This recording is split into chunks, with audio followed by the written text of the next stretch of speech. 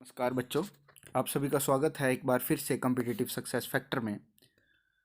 जो आज बच्चे ये वीडियो देख रहे हैं, मुझे उनसे पूरी उम्मीद है कि उन्होंने पहला लेक्चर देखा होगा। उसके बाद हम ढंग से क्रोनोलॉजी से शुरू करेंगे ताकि वो पहले देख लें। जैसे हमने कल पढ़ाया था, क्या क्या पढ़ाया था एक बार हम रिकॉल कर लेंगे। प्री हिस्टोरिक पीरियड पढ़ाया था, उसके बाद वैदिक पीरियड की बात हुई थी। प्री हिस्टोरिक पीरियड में हमने क्या क्या पढ़ा था? इंडस वैली सिविलाइजेशन पढ़ी थी। उसमें क्या पढ़ा था? इंडस वैली सिविलाइजेशन किसका पार्ट है? एज कम इस प्री हिस्टोरिक पीरियड को पहले 3 पार्ट में डिवाइड किया था, पैलियोलिथिक, मीजोलिथिक और नियोलिथिक में। उसके बाद इंडस वैली सिविलाइजेशन पढ़ी थी, उसमें हमने इम्पॉर्टेंट साइट्स पढ़ी थी। इंडस वैली सिविलाइजेशन की साइट्स, उसमें बहुत सारी साइट्स थी, जैसे मोहनजोदारो हो गई, हड़प्पा हो गई, कालीबंगन हो गई, राखी गढ़ी हो गई, लोथल हो गई। हमने इन सभी के बारे में एक ब्रीफ डिस्कशन की थी कि ये क्यों इम्पोर्टेंट है, इनकी क्या खासियतें हैं, क्यों ये फेमस हैं और ये कहाँ कहाँ पाई जाती हैं। उसके बाद हमने पढ़ा था वैदिक पीरियड, जिसमें हमने पढ़ा था वैदिक पीरियड में हमने पढ़ा था कि आर्यन इन्वेजन के बारे में पढ़ा था। आर्यंस, यहाँ तक आपको याद होगा, कल हमने वीडियो देखी है। और जिन बच्चों ने नहीं देखी है वो प्लीज़ पहले पहली वीडियो देख लें, उसके बाद ही आज का शुरू करेंगे हम। आर्यन इन्वेजन दिया था। उसके बाद इनका लिटरेचर पढ़ा था हमने। लिटरेचर में हमने इनके वेद पढ़े थे। कौन कौन से वेद पढ़े थे? सामवेद, यजुर्वेद, ऋग्वेद, अथर्ववेद। इन सब की क्या क्या इनके करेक्टरिस्टिक्स हैं, वो सब हमने पढ़ा था। उसके अलावा उसके बाद हमने देखा था कि उपनिषद्स के बारे में, के बारे में पढ़ा था। सबसे पुराना उपनिषद कौन सा है? बृहदारण्यका। उसके बाद एपिक्स पढ़े थे, जिसमें महाभारत और रामायण आती है, ये पढ़े थे हमने। इनमें हमने पढ़ा था कि इनकी खासियत क्या है, इनको किन्होंने लिखा है, लंबी कौन सी है, छोटी कौन सी है, वो आप पुरानी वीडियो में देख लें। बस मैं आउटलाइन दे रहा हूँ एक, जिसको आपको फॉलो करना है। एंशियंट रिवर्स के नेम पढ़े थे, एंशियंट रिवर्स के नेम। उसके बाद हमने पढ़ा था एंशियंट फिलॉसफीज़ पढ़ी थी। क्या पढ़ी थी? फिलॉसफीज़ पढ़ी थी कि क्या क्या फिलॉसफीज़ थी, किन किन्हों ने दी थी, वो आप पहले जाके देख लें। इसके बाद आज हम शुरू करेंगे महाजनपदास पीरियड। महाजनपदा का क्या मतलब होता है, पहले तो हम आपसे ये जानना ज़रूरी समझेंगे। जनपद होता है लोगों का एक समूह, जहाँ पे लोग इकट्ठे होके रहते हैं, मतलब एक राज्य कह सकते हैं। जैसे किसी कंट्री को कंट्री तभी कहा जाता है जब उसके जन, मतलब उसकी पॉपुलेशन हो। और महाजनपदाज इनको इसलिए कहते हैं क्योंकि ये बहुत बड़े बड़े राज्य थे। ये प्री मौर्यन एज के राज्य थे। प्री मौर्यन एज मतलब मौर्यन से पहले वाली एज, जो कि 600 बीसी से शुरू होकर 325 बीसी पे ख़त्म होती है। इसमें हमारे मेजर 16 महाजनपदाज से, जो दो तरह के थे, दो तरह के इस तरह से थे कि ये या तो रिपब्लिक होंगे या मोनार्कियल होंगे। मोनार्कियल इस तरह से कि एक राजा होगा, उसी का वंश आगे चलेगा। और रिपब्लिक इस तरह से कि हर राजा को चुना जाएगा। तो इस तरह से हमने दो तरह के महाजनपदाज पढ़ने हैं, जो 16 महाजनपदाज टोटल थे उस ज़माने में। कौन से ज़माने में? 600 बीसी से 325 बीसी के बीच में। अब इसमें पहले हम बुद्धिज़्म के बारे में पढ़ेंगे। बुद्धिज़्म और जैनिज़्म ये इसी पीरियड के दो, मतलब देन हैं हमें, तो हम इनको पढ़ेंगे। बुद्धिज़्म के फर्स्ट ऑफ ऑल फाउंडर कौन थे? गौतम बुद्धा, ये तो सबको पता होता है। ईयर हम याद कर लेंगे 563 बीसी में। और ये लुम्बिनी नेपाल में पैदा हुए थे। पहले क्या रिवाज था कि बच्चे जो होते थे वो अपने मायके में पैदा, मतलब मामा जी के वहाँ पैदा होते थे। तो लुम्बिनी से इनके कौन थे? माता जी थे। तो इनके फादर का नाम था शुद्धोधना और इनकी मम्मा जी का नाम था महामाया। आप याद कर लेंगे इसको, ये ज़्यादा इंपॉर्टेंट है। फादर का नहीं याद होता है तो कोई बात नहीं, महामाया याद रखना ज़्यादा ज़रूरी है। इनकी वाइफ का नाम यशोधरा, और सन का याद रखना है तो रख लीजिए, राहुल नाम है। और क्योंकि ये कंटेम्प्ररी नाम है, आजकल का नाम है, तो बच्चों को याद भी रहेगा। उसके बाद हम देखेंगे इन्होंने 29 की एज में, 29 की एज में इन्होंने घर त्याग दिया था, रिनाउंस कर दिया था घर को। और उसके बाद ये 35 की एज में निर्वाणा पा गए थे। निर्वाणा मतलब एक तरह से इनलाइटनमेंट या फिर ज्ञान की प्राप्ति हो गई थी इनको 35 साल की उम्र में। और कहाँ हुई थी ये, याद उम्रें आप याद रखें या ना रखें ये ज़रूरी नहीं है। निर्वाणा पाया था या इनलाइटनमेंट हुई थी कहाँ, पीपल के पेड़ के नीचे। कहाँ पे, बोध गया में। कहाँ, बोध गया में। बोध गया कहाँ है इस टाइम पे, बिहार में। कहाँ, बिहार। कहाँ पे है, याद कर लेंगे सब, बिहार में।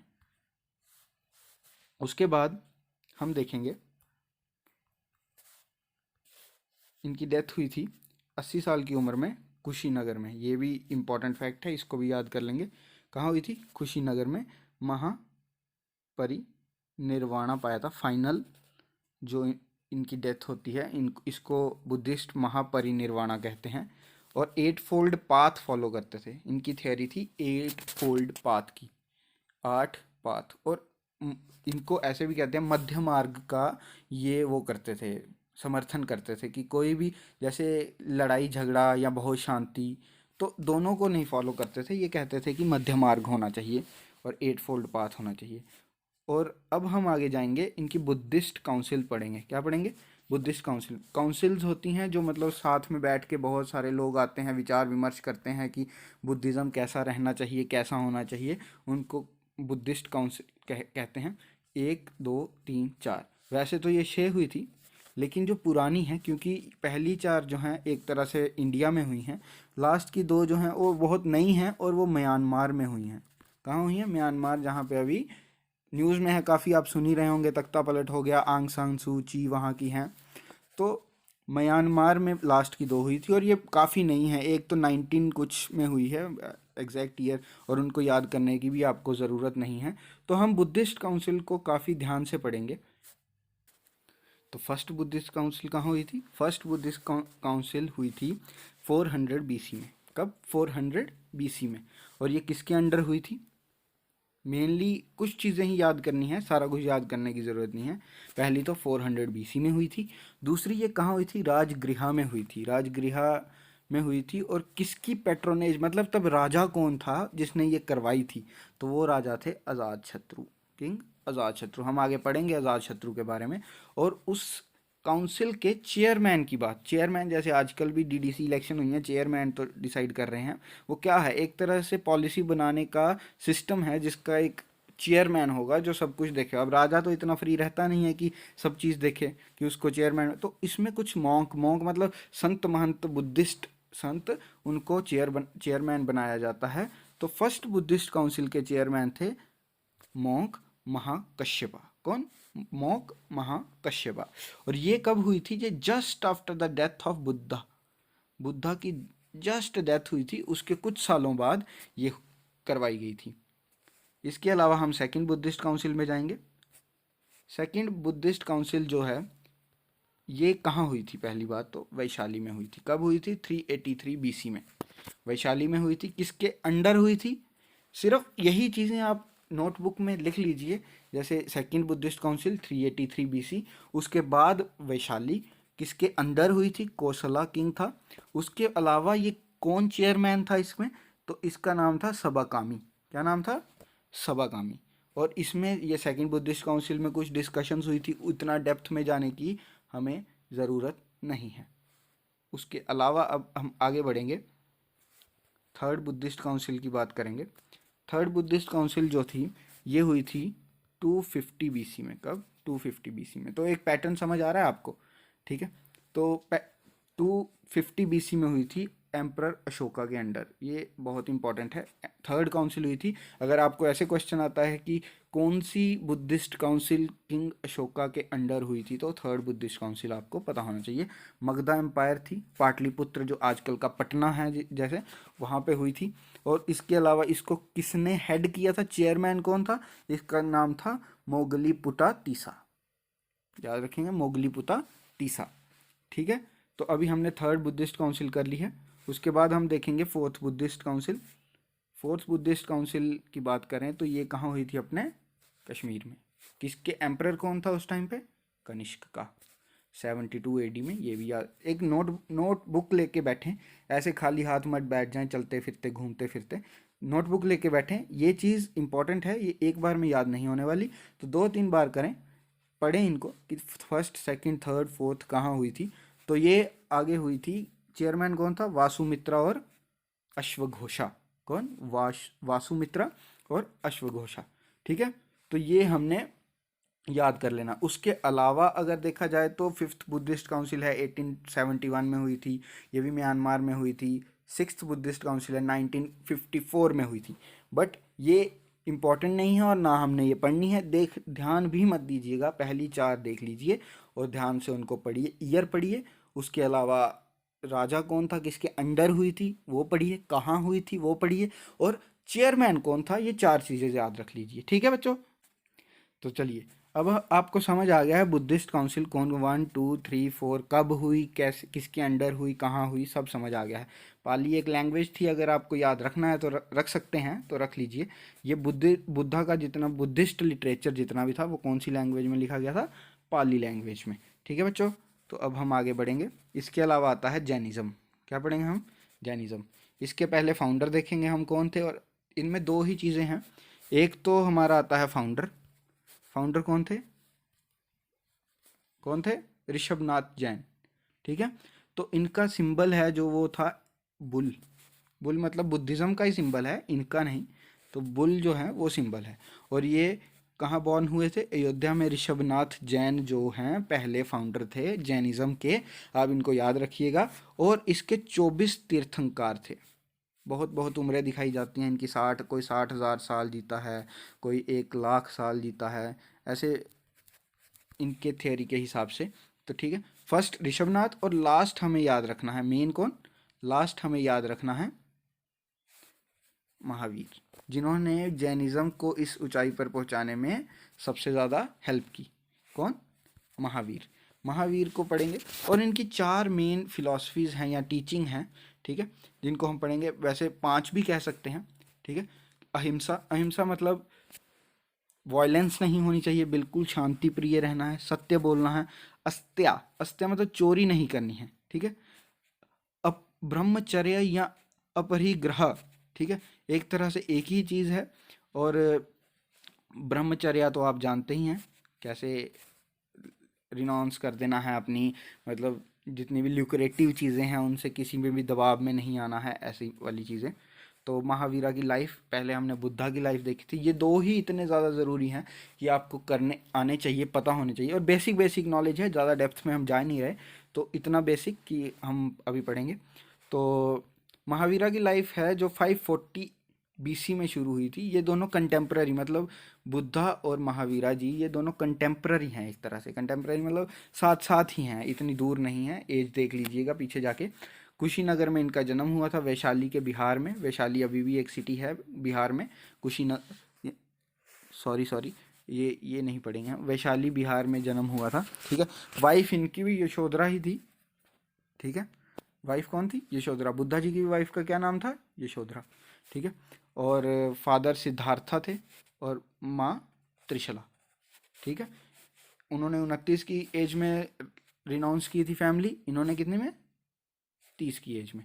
उन 42 की एज में इन्होंने भी साल ट्री के नीचे क्या किया था, इनको इनलाइटनमेंट आ गई थी। ठीक है, उधर कौन सा पेड़ था, पीपल का पेड़ था, इधर कौन सा है, साल ट्री।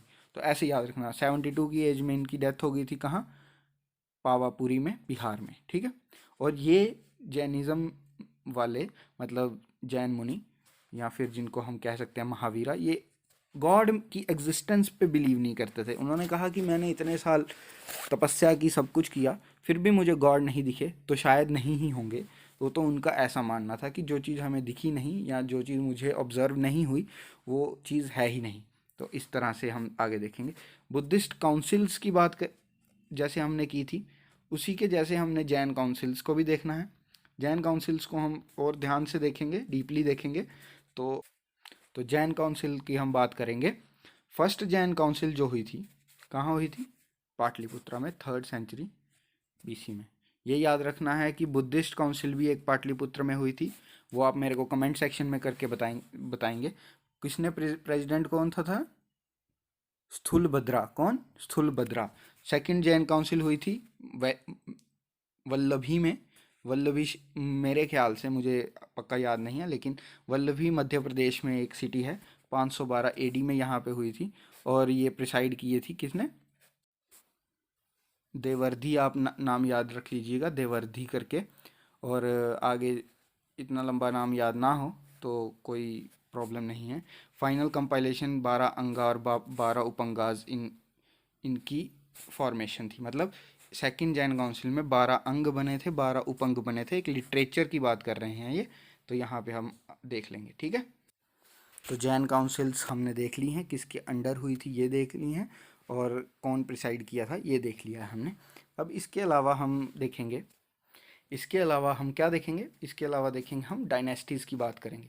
डायनेस्टीज़ की बात इस तरीके से कि डायनेस्टी हमें पता होना चाहिए, क्योंकि हमने पढ़े थे कितने, 16 क्या महाजनपदास, क्या पढ़े थे, महाजनपदास पढ़े थे। तो 16 महाजनपदास पढ़े थे। तो अब उन 16 जनपदास में हमने पढ़ना है 4 सुप्रीम महाजनपद, मतलब 4 जिनके पास उनमें से काफ़ी ताकत थी। अब ऐसे तो देश हमारे इंडिया में भी 193 हैं, इंडिया में सॉरी, पूरे वर्ल्ड में 193 हैं, पर कुछ ही देश जो हैं वो एक तरह से महाजनपद, सुप्रीम महाजनपद की भूमिका निभा सकते हैं। एक हमारा उसमें से हमारा भारत भी है। तो हम इनके बारे में भी पढ़ेंगे थोड़ा बहुत, इतना ज़्यादा डिटेल में नहीं, बस आपको नाम याद होना चाहिए। मगधा, कोसला, वत्सा या अवंती, ये 4 नाम हैं जो आप देख लेंगे, ठीक है। तो इनको देखेंगे। उसके बाद हरण्यक्या डायनेस्टी पढ़ेंगे, हरण्यका डायनेस्टी, जो कि कितने 544 बीसी से लेके 412 बीसी तक है। इसका मेन राजा जो है वो है बिंबिसारा और अजातशत्रु। कौन? अजातशत्रु। बिंबिसारा और अजातशत्रु। तो बिंबिसारा जी जो थे, इन्होंने राजगृह में अपनी कैपिटल बनाई थी, ठीक है। और ये बुद्धा के कंटेम्प्ररी थे। बुद्धा के कंटेम्प्ररी होने का मतलब, ये बुद्धा, जब बुद्धा की लाइफ चल रही थी तब इनकी भी लाइफ चल रही थी, और ये इस तरह से कंटेम्प्ररी थे। और इनका बेटा जो है अजातशत्रु, अजातशत्रु जिसने अपने बाप को, मतलब बिंबिसारा को मार के अपना राज्य हथियाया था, ठीक है। राज्य ऐसे हथियाया था कि अपने फादर को किल करके, और बुद्धिस्ट काउंसिल भी पैट्रोनाइज की थी इसके अंडर ही। मैंने जैसे कहा था कि आपको हम बात करेंगे अजातशत्रु की, पैट्रोनाइज की थी अपनी बुद्धिस्ट काउंसिल, ठीक है। तो इतना सा याद रखना है। अब हम थोड़ा थोड़ा बिल्कुल बारीकी से देखते देखते चलते जाएंगे, ज़्यादा डेप्थ में नहीं जाएंगे। उसकी वजह से क्या है कि बहुत ज़्यादा नॉलेज पाइल अप हो जाएगी, और उतना ज़रूरी है नहीं फोर्थ क्लास के एग्ज़ाम के लिए। तो अब जैसे देखते हैं शिशु गंगा डायनेस्टी। शिशु गंगा डायनेस्टी में हमने एक दो चीज़ ही याद रखनी है। एक तो कि इन्होंने कैपिटल जो है वो पाटलिपुत्र में शिफ्ट की थी, मतलब आज का पटना, पटना वहाँ शिफ्ट की थी। और इन्होंने सेकंड बुद्धिस्ट काउंसिल करवाई थी, कहाँ? वैशाली में। ये दो चीज़ें हमें याद रखनी। कैपिटल कहाँ शिफ्ट की थी? पाटलिपुत्र में। और बाद में मोस्टली हर राज्य की कैपिटल जो, मतलब जैसे बाद में मौर्यंस आए तो मौर्यंस की कैपिटल पाटलिपुत्र ही रही, ठीक है। तो हमने ये याद रखना है। उसके बाद आती है नंदा डायनेस्टी। नंदा डायनेस्टी को मारकर, जिन धनानंद को मारकर, मतलब किसने राज्य स्थापित किया था? चंद्रगुप्त मौर्य ने। और मौर्य एक लोअर कास्ट से बिलोंग करता था, मतलब उस समय ये धारणा थी कि हमेशा अपर कास्ट का ही आदमी राजा बनेगा। लेकिन धनानंद को हरा के इसने राज्य हासिल किया with the help of Chanakya. लेकिन उससे पहले हम नंदा डायनेस्टी के बारे में थोड़ा सा पढ़ लेते हैं। महापद्मा जो थे इनके फाउंडर थे। एक चीज़ आपने याद रखनी है, इसी के कार्यकाल में, नंदा डायनेस्टी में ही, अलेक्जेंडर मतलब सिकंदर ने अटैक किया था। किस पे अटैक किया था? भारत पे, नंदा डायनेस्टी के अंदर। और इसी के दौरान क्या हुई थी? पोरस का युद्ध हुआ था, कहाँ पे? वित्स्ता, झेलम के किनारे। मतलब ये पुराना नाम है, एंशियंट नाम, जैसे कल हमने पढ़ा था वितस्ता। तो झेलम के किनारे क्या हुआ था? युद्ध हुआ था। तो उसके बाद क्या हुआ कि अटैक के बाद, पोरस से युद्ध करने के बाद, अलेक्जेंडर ने अपना माइंड चेंज किया कि हम आगे नहीं बढ़ेंगे अगर, क्योंकि इंडिया के स्टार्टिंग पर ही, किस पे? स्टार्टिंग पर ही इतना पावरफुल राजा है, तो आगे जाने का तो सवाल ही नहीं उठता था। तो उसने क्या किया कि सेल्यूकस, क्या नाम था? सेल्यूकस निकेटर, इसको अपना वहाँ पे एज अ पर्सन बिठा दिया कि अब अफ़गानिस्तान के आगे आगे थोड़ा एरिया ये गवर्न करेगा। तो मौर्य डायनेस्टी जब पावर में आई, चंद्रगुप्त मौर्य जी जब पावर में आए, तो क्या होगा? चंद्रगुप्त मौर्य जी जब पावर में आए तो सेल्यूकस को हराया। किसने? चंद्रगुप्त मौर्य ने। पहली बात, चंद्रगुप्त मौर्य चाणक्य की हेल्प से कहाँ आए? पावर में आए। सेल्यूकस निकोटर को हराया, जो कि जनरल थे अलेक्जेंडर के। ठीक है। बाद में सेल्यूकस ने पीस संधि कर ली थी और अपनी बेटी की शादी कर दी थी चंद्रगुप्त मौर्य के साथ। ठीक है। तो हमने ये याद रखना है। इसके आगे चलते चलते हैं, ज़्यादा इसमें डेप्थ में नहीं जाना है। बिंदुसारा जी जो किसके बेटे थे? चंद्रगुप्त मौर्य के। उसके बाद राजा आता है अशोका, बिंदुसारा का बेटा अशोका। उस समय ये माना जाता है कि बिंदुसारा जी ने काफ़ी राज्य जीत लिए थे वहाँ पर, बट वहाँ पर अशोका के आने के बाद अशोका काफ़ी फिरोशियस थे। उनके वहाँ पे कलिंगा अभी भी एक राज्य ऐसा था। कलिंगा उस टाइम के उड़ीसा को कहा जाता था। उड़ीसा एक राज्य ऐसा था जो उन्होंने अभी तक नहीं जीता था। तो अशोका ने युद्ध लड़ा, कलिंगा वॉर लड़ी थी, जिसमें काफ़ी लोगों की जान गई थी। जिसके बाद अशोका को रियलाइज़ हुआ इतना खून धब्बे देख के कि उन्होंने बुद्धिज़्म को फॉलो कर लिया, बुद्धिज़्म को फॉलो किया और उसके बाद बुद्धिज़्म को आगे बहुत प्रोपोगेट किया। अपने बच्चे भी लगाए, अपने सब मतलब रिश्तेदार सब कुछ, उसने बुद्धिज़्म को अपना न्यौछावर कर दिया। लेकिन अगर आपको अशोका का एक नाम, जो कि उनके पिलर्स पिलर्स कौन से, जो उन्होंने गुदवा मतलब लगवाए थे कहाँ, हर जगह जगह पे अपनी बाउंड्रीज पे दूर दूर तक, जिससे वो अपने वो आगे देते थे, संदेश आगे देते थे। एक चीज़ मैं आपको बताना भूल गया शायद, कि बुद्धा जो थे उन्होंने अपना पहला प्रवचन, पहला सरमन कहाँ, क्या कहते हैं उसको, सरमन, कहाँ दिया था? कहाँ दिया था आप बताएंगे मेरे को जल्दी? दिया था सरमन उन्होंने, वो दिया था सारनाथ में। कहाँ? सारनाथ में। सारनाथ को अभी जो क्या कहते हैं, वाराणसी, यहाँ से पीएम मोदी क्या हैं, एक सांसद भी हैं, एमपी हैं। ठीक है। इसके बाद बहुत सारे इंडो ग्रीक्स आए, उसके बाद शकाज आए, उसके बाद हम आगे चलते जाएंगे, कुशानाज आए, शुंगा डायनेस्टी हुई, गुप्ता पीरियड इसमें मेन है। गुप्ता पीरियड में हम ये सब याद रखेंगे। इसमें काफ़ी पुश मिला था हिंदूइज़्म को। हिंदुइज़्म मतलब एज अ रिलीजन पहले जस्ट एग्जिस्ट करता था, इतना हाई लेवल पे सभी फॉलो नहीं करते थे। लेकिन जैसे शैविज़्म कहा जाता है, वैष्णविज़्म कहा जाता है, विष्णु भगवान जी की पूजा करने वालों को वैष्णाइट्स कहा जाता है, शिव जी भगवान वालों को शिवाइट्स कहा जाता है। तो उस समय गुप्ता पीरियड के पैट्रोनेज के अंदर हिंदुइज़्म काफ़ी ब्लूम हुआ, क्योंकि हिंदुइज़्म को गुप्ता खुद मानते थे, वो उनका रिलीजन था, एक हिंदू राजा था वो। तो हमें इसमें मेन मेन चीज़ें क्या याद रखनी है? मेन चीज़ें याद रखनी है, पहला राजा, पहला पीरियड याद होना चाहिए कि 319 टू 540 एडी के बीच में गुप्ता पीरियड सर्वाइव किया। इसका पहला राजा चंद्रगुप्ता वन, समुद्रगुप्ता इसका सेकंड राजा, और ये नेपोलियन ऑफ इंडिया भी कहा जाता है इनको। क्या कहा जाता है? नेपोलियन ऑफ इंडिया, समुद्रगुप्ता को। ठीक है। उसके बाद चंद्रगुप्ता टू, कुमार गुप्ता एंड स्कंद गुप्ता। ठीक है। स्कंद गुप्ता के टाइम पे क्या हुआ था, हुनाज ने इन्वेड किया था। इन्वेड मतलब अ- आक्रमण किया था। ये कहाँ से आए थे? सेंट्रल एशिया से आए थे, जो अभी का कजाकिस्तान, उज़्बेकिस्तान। ठीक है। और काफ़ी एरिया गुप्ता बहुत पावरफुल माना जाता था, लेकिन इस पीरियड तक आते आते काफ़ी सारा एरिया हुनाज ने इनसे छीन लिया था इन्वेड करके। ठीक है बच्चों। तो अब हम इसके आगे बढ़ेंगे, आगे बढ़ेंगे। इसमें हमने सिर्फ मेन मेन पॉइंट्स याद रखने, एज अ एमसीक्यू टाइप ही करना है इसको, कि कुछ कुछ फैक्ट पता होने चाहिए। इतना डेप्थ में नहीं जाएंगे, हमें जितनी ज़रूरत है हम उतना ही करेंगे। और ये देखिए, चलो शुरू करते हैं। रा, राष्ट्रकूटास के बारे में पहले तो इन्होंने इलोरा बनाया था। कृष्णवन ने क्या बनाया था? कैलाश टेम्पल बनाया था इलोरा में।